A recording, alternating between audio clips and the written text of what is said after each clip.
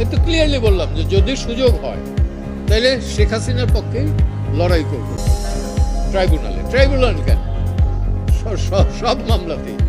এটা ওনারাই ব্যাখ্যা দিতে পারবেন ভালো। আমি যেটা বুঝি যে ডক্টর ইউনূস মিনুয়েল বোধহয় রিয়েলাইজ করছে এই সংশোধন এগুলো করা ঠিক হবে। উনি গতকালকে আমি একটা সোশ্যাল মিডিয়ার দেখলাম, উনি বলছেন যে রাজনৈতিক দল যদি সংস্কার না চায় তাহলে নির্বাচন দিয়ে আমি চলে যাব।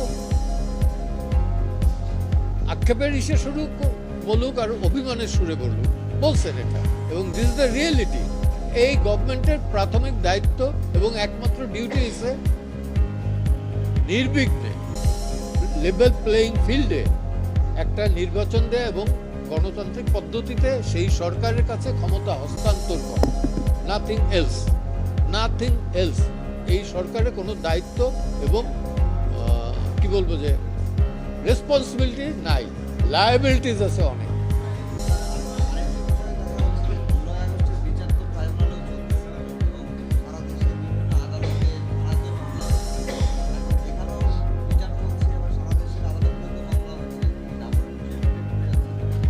কোথাও হচ্ছে বোধ হয়, এবং হইলে পরে আমাদের নলেজে আসলে পরে সেটা আমরা আবার কোর্টের আদালতের ইসে আনবো। হচ্ছে, কারণ এত গণহারে হচ্ছে যেটা অকল্পনীয়। এবং আমার মনে হয় যে বাংলাদেশ স্বাধীনতা যুদ্ধের পরে এবারই সর্বপ্রথম এই গণহারে মামলা হচ্ছে।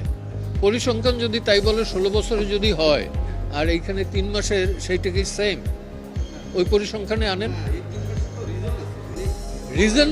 রিজন আছে কি নাই এটা তো আমি বলি নাই, আমি বলছি যে সংখ্যাটা 16 বছরে যা হয়েছে 3 মাসে তুলনামূলকভাবে বেশি হয়েছে।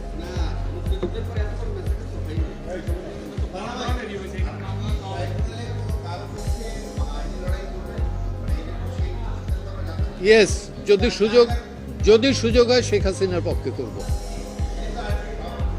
এই তো ক্লিয়ারলি বললাম যে যদি সুযোগ হয় তাহলে শেখ হাসিনার পক্ষেই লড়াই করব ট্রাইব্যুনাল কেন সব মামলাতেই। আগে ছিল গণগ্রেপ্তার, এখন হলো গণমামলা।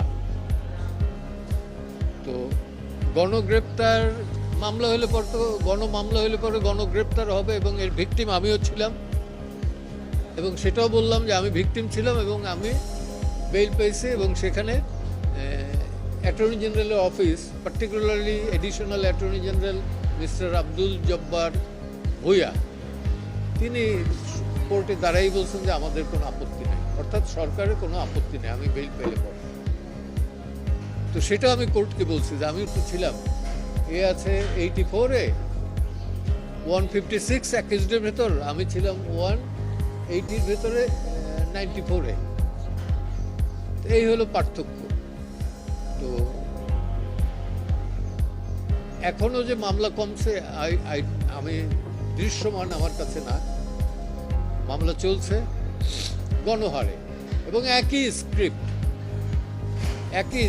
চক্ষু নষ্ট হয়ে গেছে, পা নষ্ট হয়ে গেছে, অথবা মারা গেছে একজন, গুলি লাগছে একটা, কিন্তু এর পেছনে শতাধিক 200, 300, 500 লোক ইনভলভ।